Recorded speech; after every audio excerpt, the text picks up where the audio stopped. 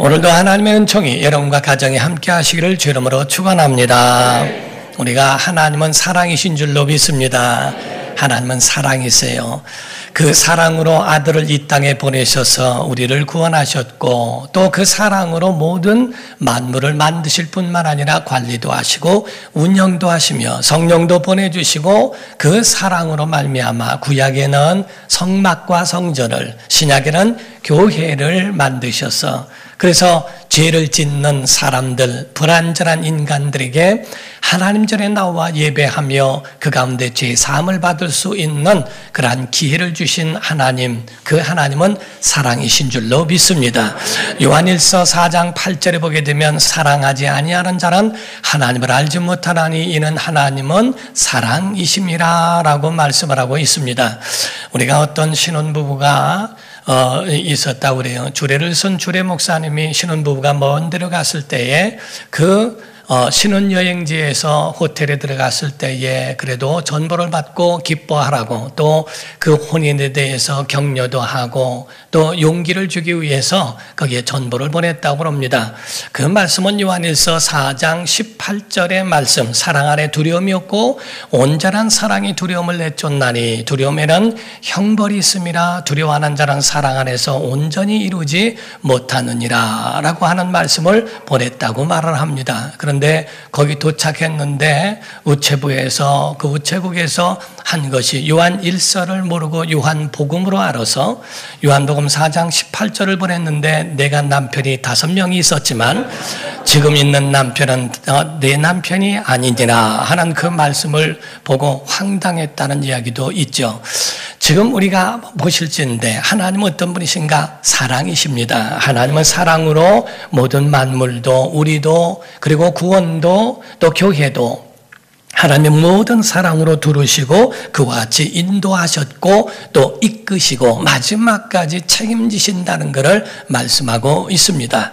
그러나 지금 오늘 본문 말씀에 보게 되면은, 본문 말씀에는 사사시대를 가르쳐 말씀하고 있는데, 사사시대는 어떤 시대였는가? 사사기 21장 25절에 보게 되면 말씀을 하기를, 그때 이스라엘의 왕이 없으므로 사람이 각기 자기의 소견에 옳은 대로 행하였다고 말하고 있습니다. 각기 자기의 소견에 옳은 대로, 자기 멋대로, 자기 마음대로, 자기 뜻대로 내가 하는 것이 옳다면 그 옳은 대로 살아갔고, 남이 자기에게 대하여 어떤 공격이 있을까 하면 다 뒤집어 놓고 다 끝내버리는 그러한 시대에 살았다 하는 겁니다. 그때의 룻기가 이루어졌는데, 그때 당시에 엘리멜렉이라고 하는 사람과 나옴이라고 하는 사람이 결혼해서 한 가정을 이루었고, 말론과 기륜이라고 하는 자녀들을 두게 되었습니다. 엘리멜렉이라고 할 때 엘리란 말은 하나님이란 말이고 멜렉이란 말은 왕이란 뜻입니다. 하나님은 나의 왕이시다. 나옴이란 말은 나의 기쁨, 나의 즐거움이라는 표현을 가지고 있습니다.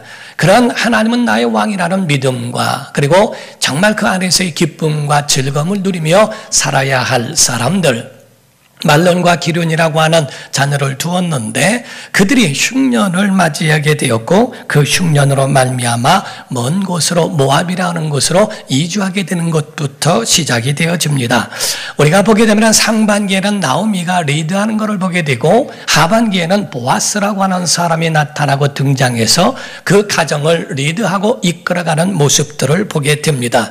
그러나 여러분과 제가 분명히 전제해야 될 것은, 모든 역사의 주인공은 인간이 아니고 하나님이신 줄로 믿습니다. 하나님이 이끄시고 하나님이 인도하신 것이지 사람에 의하여 이끌어지고 만물의 역사가 바뀌어진 것이 아니라는 것. 그러나 단 사람은 하나님이 쓰시는 도구요, 하나님께서 그들을 통하여 역사를 이루셨다는 것을 보게 됩니다. 여러분과 저는 지금까지 성경을 통하여, 역사를 통하여 보게 되면 여러분 뜻대로 된 것이 어디 있습니까? 여러분 뜻대로 되거나 여러분 마음대로 이루어지지 않습니다. 형통되어지는 것만 있지 아니하고 항상 좋은 것만 있는 것이 아니라, 우리는 비 올 때도 있고 해가 뜰 때도 있는 것처럼 이런 일도 있고 저런 일도 있고 많은 좋은 일도 있지만 어려운 일들도 우리에게 있더라 하는 거지요. 땅에 흉년이 들어 베들레헴에서부터 모압으로 이주하게 되는데 성경은 이와 같이 하나님의 중심에서 벗어나는 것에 대하여 육적인 것만 말하는 것이 아니라 영적인 것도 같이 포함하고 있다는 사실입니다. 다시 말하면 예루살렘 따라서 여리고로 내려가다가 강도를 만난 이야기가 나오죠. 이것은 예루살렘을 떠나서 여리고로 내려갔다고 하는 것은 육체만이 아니라 그의 영적 상태도 내려가고 있음, 곧 침체되어 가고 있다는 것을 말합니다. 흉년이 왔다고 하는 것은 바로 영적으로도 문제가 생기게 되었고, 그리고 그것으로 인하여 영적인 어려움도 같이 보게 되었다는 것을 의미하고 있다 하는 겁니다. 그 가운데에 말론이라고 하는 아들은 오르바라고 하는 여인을 얻게 되었고, 기련이라고 하는 사람은 룻이라고 하는 여인을 아내로 얻게 됨으로써 며느리를, 이방 여인을 얻게 되었다고 성경은 말씀하고 있습니다. 그런데 이 가운데에 아뿔사라고 말하죠. 바로 그들의 남편들이 다 세상을 떠나게 됩니다.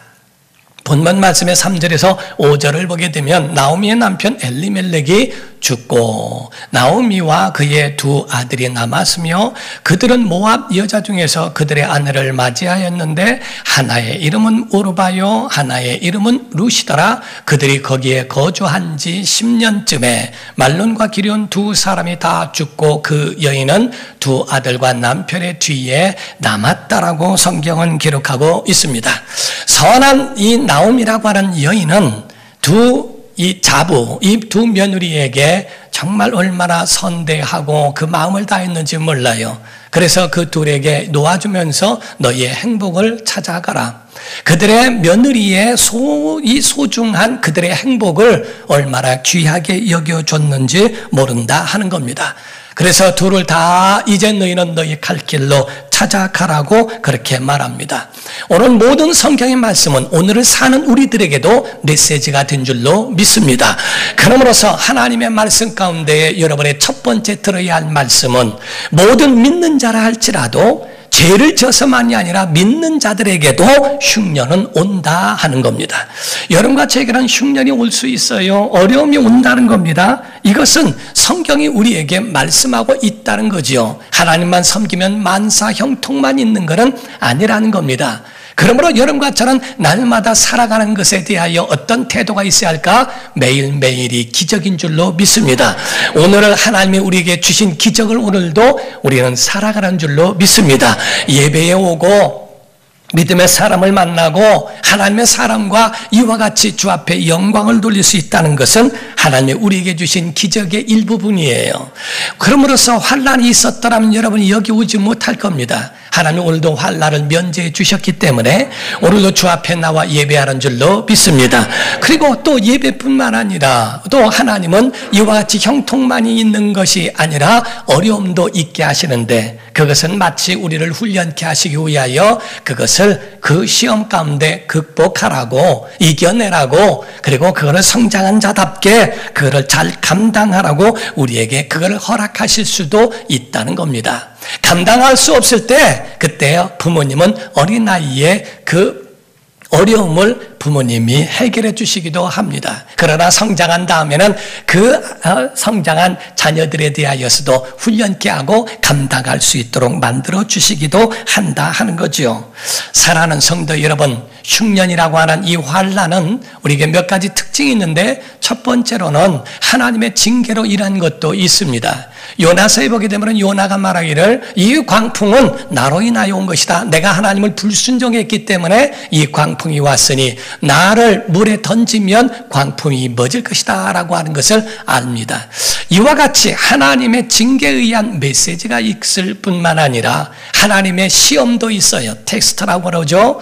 템테이션이라고 하는 넘어지고 파괴시키는 시험이 아니고 하나님은 시험할 때에 이것이 정말 믿음을 잘 지킬 수 있는지 없는지 이 사람이 어떻게 할 것인지에 대하여 하나님은 그를 시험하신다라고 되어 있습니다. 하나님께서 아브라함을 시험하려 하사 신명기에는 말씀하기를 바로 그 이스라엘 백성들을 광야를 걷게 하신 것은 하나님이 그들을 시험하려 하심이라고 성경은 함께 말씀하고 있어요.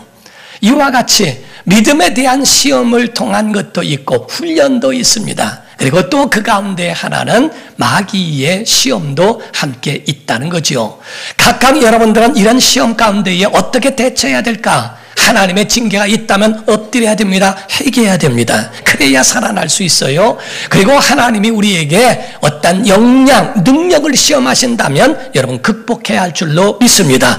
그리고 마귀의 대적이라고 한다면 그를 능히 거부하고 대적하고 물리칠 수 있는 강력한 믿음에 대하여 사용할 줄도 알아야 한다는 거죠. 우리의 육체에 근력이 있어야 되는 것처럼 우리는 영적인 근력도 있어야 한다는 겁니다. 우리는 그게 대처하여 우리는 승리자가 되기를 예수 이름으로 축원합니다.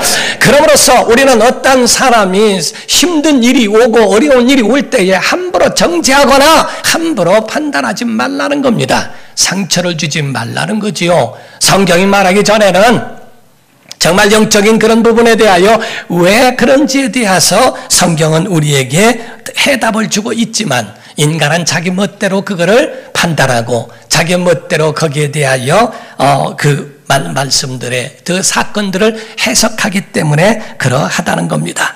나옴이라고 하는 사람이 남편도 잃고 그리고 또 두 아들도 잃게 됩니다. 잃게 되는 그 가운데 나옴이 나의 기쁨, 나의 즐거움이라고 하는 것으로 나를 나옴이라고 말하지 말아라. 차라리 마라 쓴물이라고 말하듯 나를 정말 저주의 사람이라고 그렇게 표현하는 게 맞지 아니하냐라고 그렇게 말하리만큼 참 힘든 시절을 지났다 하는 거죠. 저도 힘든 어려운 일을 겪을 때에 강단에 엎드려서 정말 딱 한 번 제 생일을 저주해 본 적도 있습니다. 내가 왜 태어났을까? 내가 안 태어났더라면 이라고 하는 것을 한번 생각해 본 적도 있어요. 정말 힘들고 어려울 때에 그런 마음에 있어서 정말 내가 태어난 것조차도 내게는 큰 부담같이 여겼을 때도 있죠. 마치 이 나옴이라고 하는 사람은 그 마음속에 얼마나 많은 어려움이 있을까? 극단적으로 세상 말로 말하면 남편도 또 자녀들도 다 앞서 보낸 사람, 아주 기구한 팔자라고 이야기할 정도로 힘들기도 하지요. 결론은 먼저 내겠습니다. 여러분, 아무리 하나님을 섬기는 믿음의 사람들이라 할지라도 환난은 있습니다. 환난이 있는 것. 그러나 두 번째 우리가 깨달아야 할 것은 환난이 있을 때 아무리 어렵더라도 하나님을 떠나서는 안 됩니다. 예수 안에 있기를 예수 이름으로 축원합니다. 차라리 우리에게 있어서 제일 무서운 것은 육체적인 이별이 아니라 영적인 사막과 영적인 흉년이 더 무섭다 하는 거지요. 우리가 암보다도 더 무서운 것이 또 전쟁보다 더 무서운 것, 그것이 바로 세상의 사막화라고 얘기합니다. 물이 부족하고 그 가운데에 다 세상이 말라져 가고 있는 것이 굉장히 비가 오지 아니하고 간조하고 정말 그러한 척박한 땅으로 만들어져 가는 사막화가처럼 우리의 영혼의 영적 사막화, 예배를 드려도 감동이 없고 감격도 없고 말씀을 들어도 변화도 없고 그 말씀이 판단만 되어지고 그 말씀이 은혜가 되지 않는 영적 사막화가 얼마나 무서운지를 성경은 우리에게 더 심각하게 표현하고 있습니다. 사랑하는 성도 여러분, 흉년이 오더라도요 하나님을 떠나서는 안 됩니다. 예수 안에 있기를 주 이름으로 축원합니다. 우리가 나무가 하나 심겨졌어도 진드감이 심겨져 있어야 열매도 맺는 거예요. 그런데 거기에 뿌리를 내리기도 전에 홀딱 빼가지고 다른 데다 심고 왜 안 나는 거예요? 또 빼다가 저쪽에다 심고 몇 번만 돌려 심다 보면은 그런 열매를 맺지 못하고 메말라 죽게 됩니다. 그러므로 우리에게 있어서는 정말 연약한 심령들이라 할지라도 그게 뿌리를 내릴 때까지 참고 견디고 인내함으로써 끝까지 열매 맺는 일에 성공해야 할 줄로 믿습니다. 흉년이 들었어도 옮겨지고 흉년이 들었어도 바로 베들레헴에서 떠나 모압으로 갔다고 하는 것 자체가 정말 굉장한 영적인 침체 위기에 왔었다 하는 겁니다. 그러나 세 번째 중요한 것은 그렇다 할지라도 힘들고 어려운 상황이 왔다 할지라도 잠시 하나님께로부터 일탈했다 할지라도 하나님을 기억하는 것, 하나님께로 돌아오면 살 수 있다는 거예요. 그래서 이것이 바로 세 번째 하나님께로 돌아오라, 그 음성을 들어야 하고 하나님을 기억해야 하는 것, 이것이 바로 우리의 믿음이에요. 6절에 있는 말씀입니다. 6절에는 그 여인이 모압 지방에서 여호와께서 자기 백성을 돌보시사 그들에게 양식을 주셨다. 흉년에서 하나님이 다시 회복하게 하셨다 하는 말이죠. 함을 듣고 들었어요. 듣고 이에 두 며느리와 함께 일어나 모압 지방에서 돌아오려 했다고 말씀합니다. 사랑하는 성도 여러분, 우리에게 가장 중요한 것 중에 하나가 귀예요. 듣는 귀가 있기를 주 이름으로 축원합니다.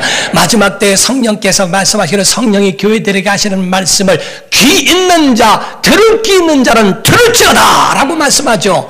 사람들은 세상 것들은 궁금해서 세상에 있는 것 들어봐야 그 얘기가 그 얘기고 다 파괴케 하고 다 불안과 초조하게 만드는 그런 이야기임에도 불구하고 다 그게 그렇게 궁금한데 하나님의 나라, 하나님의 영원한 그 나라에 대하여 과연 그와 같이 궁금해할 수 있을까? 하나님의 복된 소식을 과연 기다리고 있느냐 하는 겁니다. 주일이 영원에 기다려지고 있고 하나님 말씀이 나의 영혼에 들려지기를 원하여 이와 같이 힘을 다하여 사모하는 영적 사모함이 그 영혼에 있더냐 하는 겁니다. 하나님께서 이스라엘 백성에게 양식을 주셨다 함을 이 나오미가 들었다 듣고 라고 되어 있어요. 들었다는 거예요. 하나님 말씀을 들었어요. 기쁜 소식을 들었어요. 저는 오늘 이 설교가 하나님의 음성 되기를 원합니다. 정말 여러분이 그 기쁜 소식을 듣기를 주 이름으로 축원합니다. 여러분이 회복하고 살 수 있는 영원한 하나님의 말씀이 여러분 속에 귀에 들려져야 한다는 것을 말씀하고 있는 거예요. 히브리서 3장 7절에서 8절은 말합니다. 그러므로 성령이 이르신 바와 같이 오늘 과거뿐만 아니라 오늘 너희가 그의 음성을 듣거든 광야에서 시험하던 날에 거역하던 것 같이 너희 마음을 완고하게 하지 말라. 내 고집 때문에 하나님의 음성을 거부하거나 하나님 말씀을 무시하지 말아라 라고 하는 말씀으로 우리에게 경고하는 말씀이 우리에게 있습니다. 하나님의 그 성품 가운데 어떤 성품이 있는가? 오늘 본문 말씀 3절과 5절입니다. 나오미의 남편 엘리멜렉이 죽지만은 죽고 나오미와 그의 두 아들은 남았으며 또 5절입니다. 말론과 기럨 두 사람이 다 죽었지만 그 여인은 두 아들과 남편의 뒤에 남았더라 라고 되어 있습니다. 지금 하나님은 어떤 자, 죽은 자를 통하여 말씀하지 않습니다. 하나님은 사한 자를 통하여 역사하고 남은 자를 통하여 하나님은 역사하시는 것을 보게 되거든요. 그러므로서 성경 어느 것을 보더라도 하나님의 관심이 어디 있는가? 죽은 자에 있는 게 아니고 남아있는 자를 통하여 하나님의 그 가운데 역사하시는 거예요. 참아야 합니다. 견뎌야 합니다. 이겨내셔야 됩니다. 끝까지 남은 자의 기록이 있기를 주 이름으로 축원합니다. 아브라함은 75세 때에 하나님과의 부르심을 받고 복의 근원에 대한 하나님의 예언적 복을 받습니다. 에녹도 마찬가지예요. 그럼 75세 이전은 어떠했는가 라고 하는 것이죠. 우리가 창세기 12장을 보게 되면 1절에서 2절입니다. 먼저 여호와께서 아브라함에게 이르시되 11장은 바벨 탑 쌓는 이 사건 이후에요. 12장에 와서 하나님 말씀하는 거죠. 여호와께서 아브라함에게 이르시되 너는 너의 고향과 친척과 아버지의 집을 떠나 내가 네게 보여줄 땅으로 가라.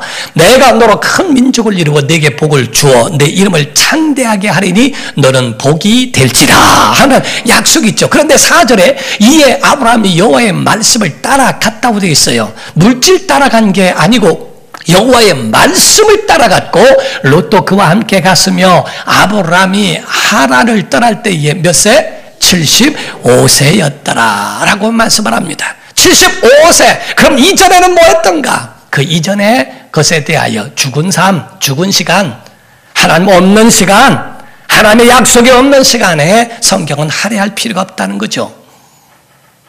죽어있는 삶에 대하여 하나님은 침묵하고 있고 그건 별로 중요하지 않다는 겁니다.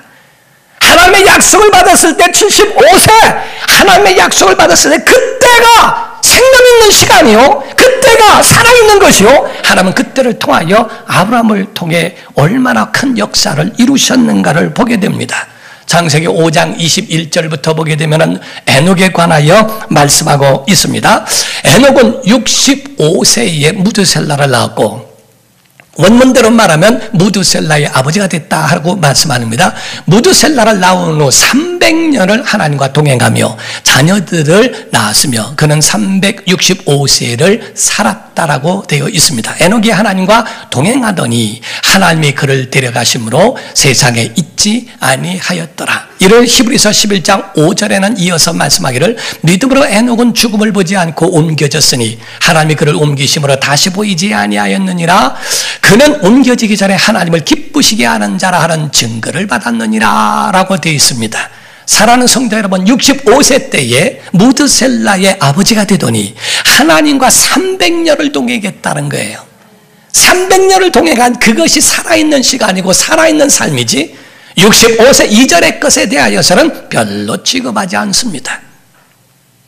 우리가 이 땅에 살아 있을지라도 100년을 넘게 살았다 할지라도 하나님 없는 죽은 삶, 하나님은 거기에 관심이 없고 믿음으로 살아온 삶에 대하여 하나님은 거기에 관심을 두고 계시다 하는 얘기예요. 룻이라고 하는 사람은 이방 여인이었습니다.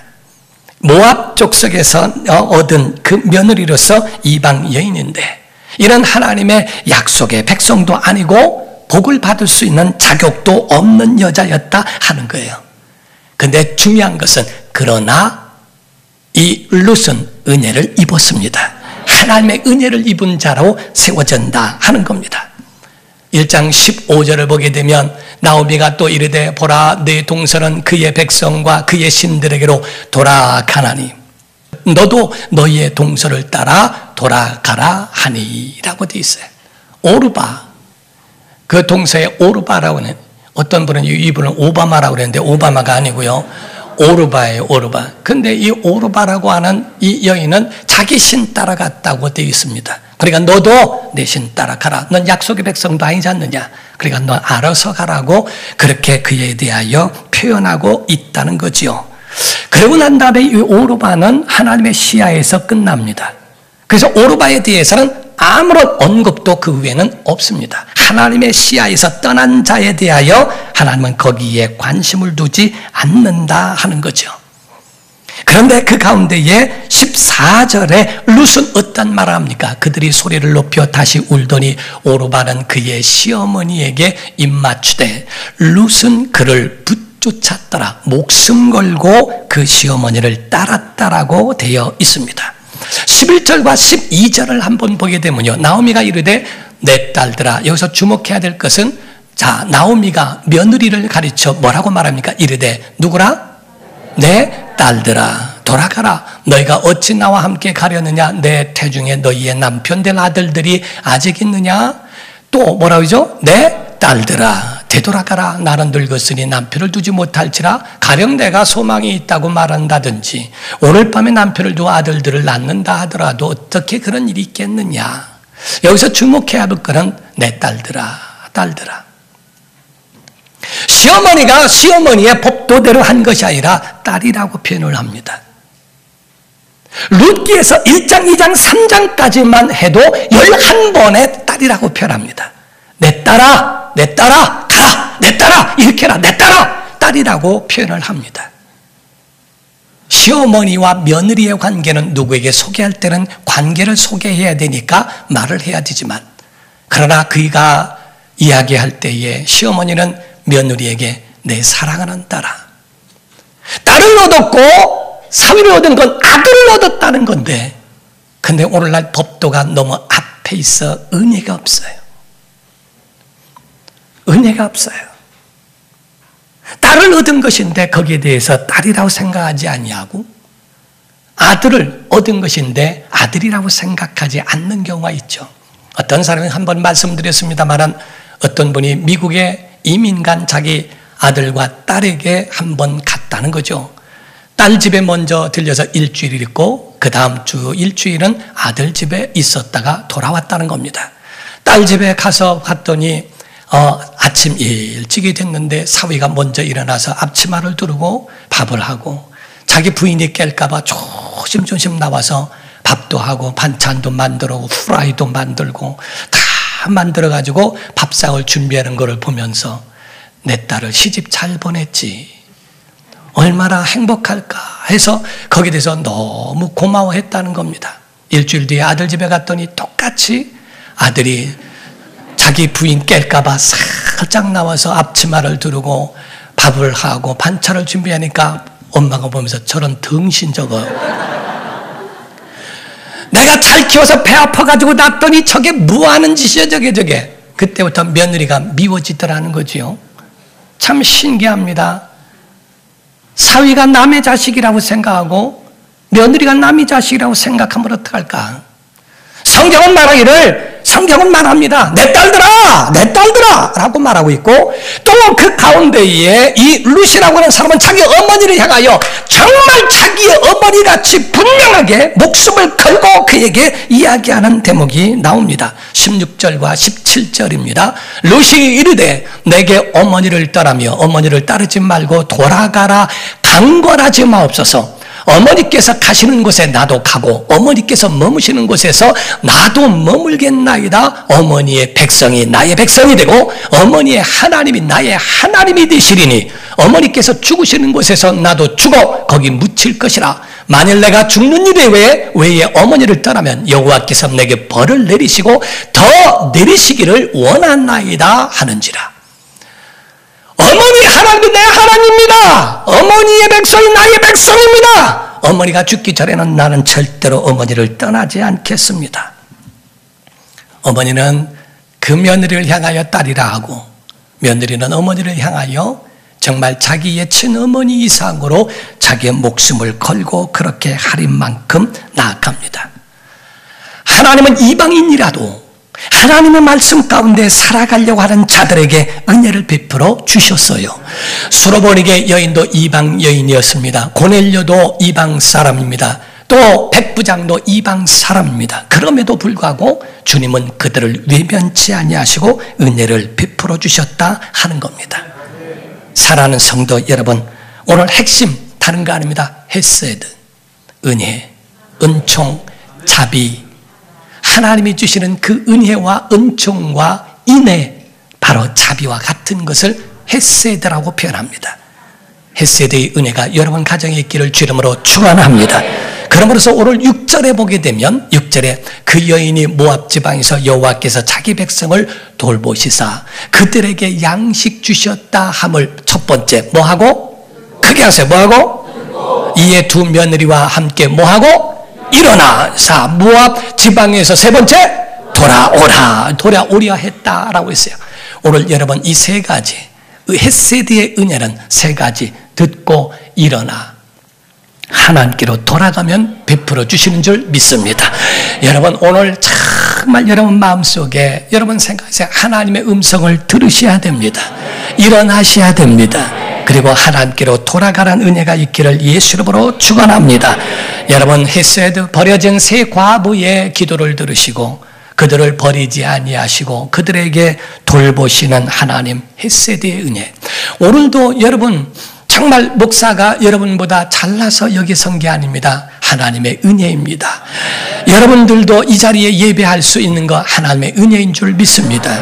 여러분 명절에 만나는 모든 식구들과 가족들 가운데 있어도 여러분이 먼저 믿은 것 은혜인 줄 믿습니다. 여러분이 잘나고 여러분이 뭔가 똑똑하고 무엇이 달라서 그렇다라고 하는 여러분의 의의를 드러낼 필요 없습니다. 모두가 은혜인 줄 믿습니다.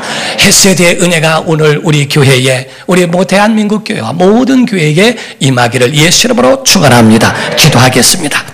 다 같이 통성으로 기도할 때 하나님 정말 이 헤세드의 은혜가 우리와 우리 가정에 우리 교회와 우리 한국교회와 열방에 이루어지도록 도와줘달라고.